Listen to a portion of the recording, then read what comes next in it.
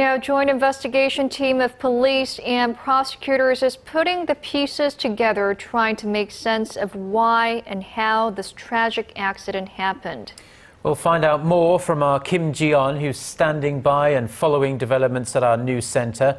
Ji-yeon, we're hearing of additional persons of interest who have been named as suspects. Well, guys, we're hearing 2 additional crew members have been arrested, including the engineer surnamed Sohn, who tried to take his own life yesterday. Investigators are reviewing testimony from one of the escaped crew members who said that walkie-talkies were used to talk ways to get off the ferry. According to reports, an evacuation order came down to the engine room, and crew members there are said to have traveled through a passageway accessible only to crew to gather on the 3rd floor before making their escape together. And finally, the Gwangju District Court has granted arrest warrants for 4 crew members, including chief engineers and navigators, for neglecting their duties to lead the passengers to safety.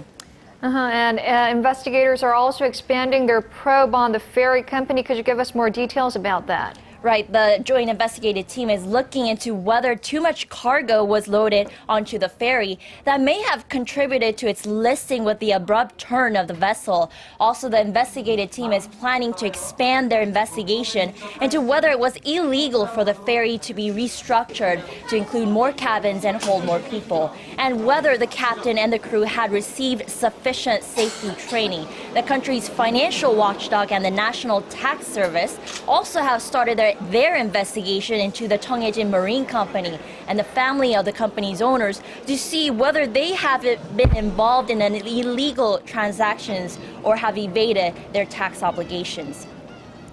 Yes, all eyes on the operator of the Seoul-Ho ferry. And how is the government responding to this joint investigation? Well, Prime Minister Chung says that the government will come up with a master plan to uphold safety regulations.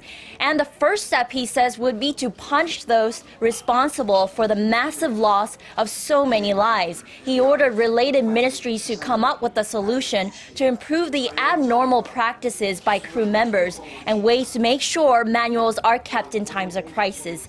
The Prime Minister asked business entities themselves to check if they are keeping safety regulations during the next 2 weeks. He warned that there may be an impromptu inspection after that period. I'll give you more updates on the ferry disaster later today.